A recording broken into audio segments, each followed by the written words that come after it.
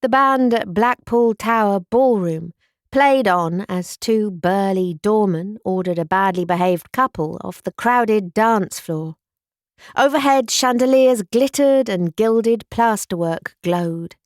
"Quite right," Pearl Green murmured to her friend Joy Rossi as they observed the incident from the sidelines.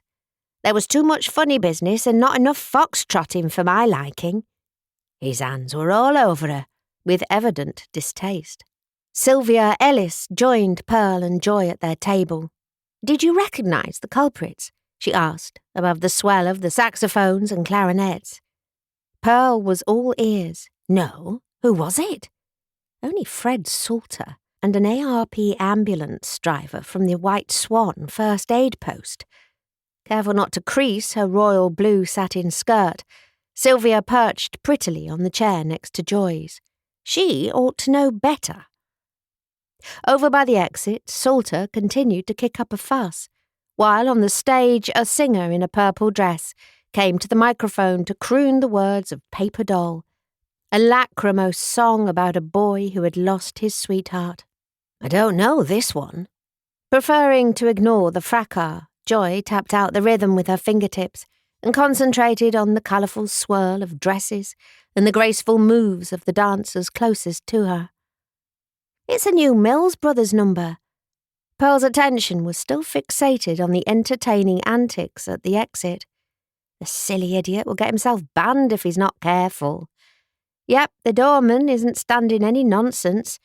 He's got Fred by the scruff of his neck. A hefty shove and down the stairs he goes. And good riddance. Sylvia was all for having fun on the dance floor, but there was a limit.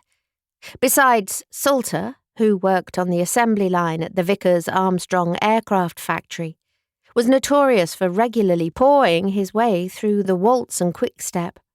As for his conduct during energetic swing dances, the less said the better. "Ooh," she shook her head in disgust. "I just quarrelled with Sue, that's why I'm blue."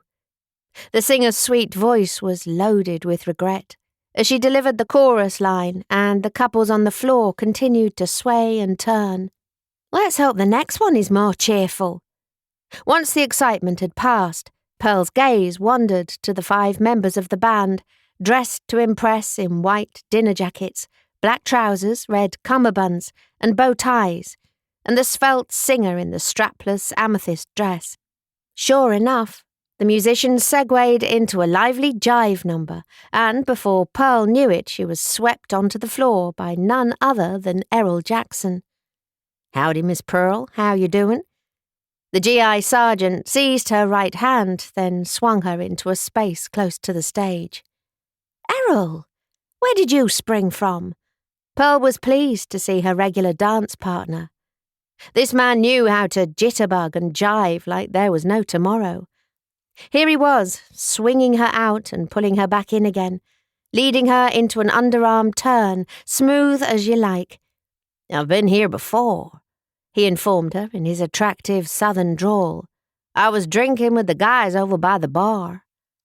The room was chock full of American soldiers in their smart uniforms, pockets full of chocolate treats and pairs of nylon stockings if a girl was lucky, and all bussed in from their Wharton base. "I never spotted you," Pearl confessed mid-twirl. "Yeah, but I spotted you." "Did you now?"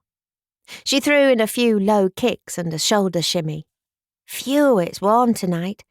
"Sure is," he agreed, with moves to mirror hers. "They should open the roof." Pearl's voice was lost in the wah-wah-wah of trumpets and trombones. "Come again?"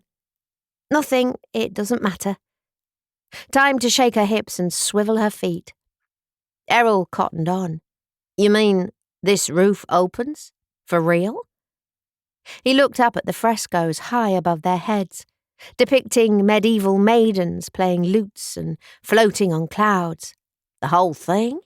"Yep." She grinned at his look of disbelief. "Later in the summer they'll slide the roof back. It's magic. You can look up as you dance and see the stars." "Gee whiz."